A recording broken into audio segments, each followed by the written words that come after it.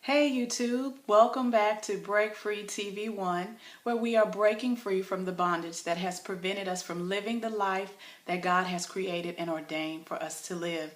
Before I start off with today's topic, I want to thank you for subscribing to me. I haven't been on for some time, maybe about 2 weeks, and since that time I've gained some new subscribers, and so I just want to welcome all of my new subbies. I want to thank you for coming on this journey with me. I hope that you are encouraged. I hope that you're challenged in your faith, and that through these videos, through these moments together, you will be encouraged to know more about God and more about where He wants you to be. Today's topic is a very sensitive topic.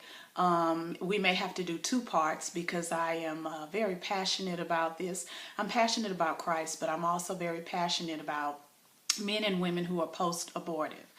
I am post-abortive, and I have, through the course of training and prayer, have been involved with other post-abortive men and post-abortive women through the healing process. Now, I know automatically, especially if this is your very first time watching this channel, that you're probably getting ready to stop it because you don't want to hear pro-choice, pro-life, all of this other stuff. That's not what this video is about per se. I do believe that you have your choice as well as I have mine. But after we make our choices, I think that the component that is missing in the conversations are that there is an aftermath after you make that choice. Oftentimes when we are making the choice to have an abortion, I know for myself, and having worked with Rachel's Vineyard, where men and women are coming to get healed, or coming for healing and growth and deliverance from the pain and the shame and the anger and the depression that comes about after that procedure, it can be very difficult to deal with. I think oftentimes we are so caught up in the fact that, you know, it's this choice, it's that thing, all of the rhetoric of society, but really and truly, this is about a choice that a young lady makes or a woman makes, because oftentimes we always think it's a young woman, but many times we're talking about people who are wives, people who are leaders in their church, leaders of a company. I mean, different ages, different ethnicities. And so we often think that, you know, that it's just a choice. But it is so much more than a choice, because after the choice, and when I say choice, I mean after you choose to have the abortion or 2 abortions or 5 abortions, there is an aftermath to it. You know, there is an extreme feeling of shame, of guilt, of fear, quite possibly anger, disappointment. There are all types of emotions. I know for myself, when my husband and I were trying to have a child, I have a 5-year-old little girl, but prior to that, it took some time for me to get pregnant.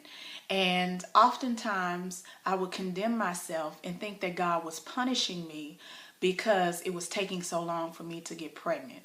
I would tell myself internally that, you know, God is upset with me because I had those 2 abortions and He's making me suffer for it. He's making me pay for it. And it took quite a while for me to get past that. I think that my daughter was probably 2 years old before I realized that God had forgiven me, that His word is true. He says that He is faithful and just to forgive. If we are humble and come to Him and confess our sins, we have to be in a place where we realize that that choice that we made at the time, maybe we thought it was a good choice, but now we're seeing it differently. We're understanding it differently. I think many times we don't want to get to that point because we don't want to deal with the reality of the guilt. We don't want to say that we were afraid. We don't want to say that we didn't know what to do. We don't want to say that other people's opinions influenced us, because we live in a society today where we constantly say we don't care about what people say, but deep down we do.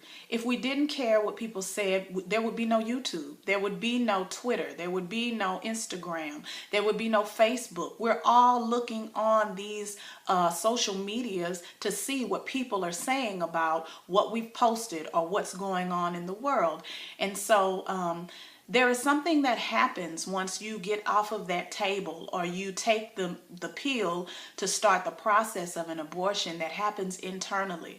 And it is not over when you get off the table. It is not over once you've taken the pill and it begins the process of aborting and you abort the child. It is only at that moment where it begins. And so today's video was very near and dear to my heart. This is not about saying who did was right or who did was wrong, because we all make wrong choices. Some of us are in the midst of a wrong choice right now. What this video is about is being honest and being sincere and saying, at the time I made that decision, I thought it was a good decision, but now that I'm looking at it, I have to reevaluate why I act the way that I do. We cannot think that we can make a choice that is so life-changing like that and think that that happened 5 days ago or 5 years ago or 60 years ago, and that it has no impact on the way we live our lives today. I think that that is one of the most abused or one of the ways Satan confuses us and makes us think that something happened a long time ago. You've accomplished all of these things and a whole bunch of people like you, and you've achieved all of your goals, and therefore, yeah, you've gotten past it. Yes, you think God has forgiven you, and that may be true. But there are far more women, from what I've discovered, again, from working as a team leader on the Rachel's Vineyard post-abortive retreat, that women carry around the guilt and the shame. I've talked to women who, can't stand to hear the cry of a baby. I've talked to women and men who, during certain seasons of the year, they get very weepy, very emotional. I've dealt with women who, chose to abort because their husbands were going to leave them. And they deal with the anger of being upset with him and all of these different things. And so today, and it is going to be two-part because I don't want the video to run too long, because I do want to pray for women and men who are post-abortive. There are so many men out there now who don't have any idea that they had gotten someone pregnant and they aborted the child or the children. And so this video is really about getting healing. This video is really about looking at the heart of the matter. Here on Break Free TV, we stand on the Bible, and we believe that Jesus Christ is the way, the truth, and the life. And I believe that it is double-minded if we say Jesus Christ is the life, and yet we have no regard for life. The act may have been a sin. The act may have been indecent. The timing may have been wrong, but the baby was not wrong. The baby was not indecent. The baby was not the sin. And so I want to encourage you, and we're going to do two parts. I want to encourage you now to allow God to examine your heart.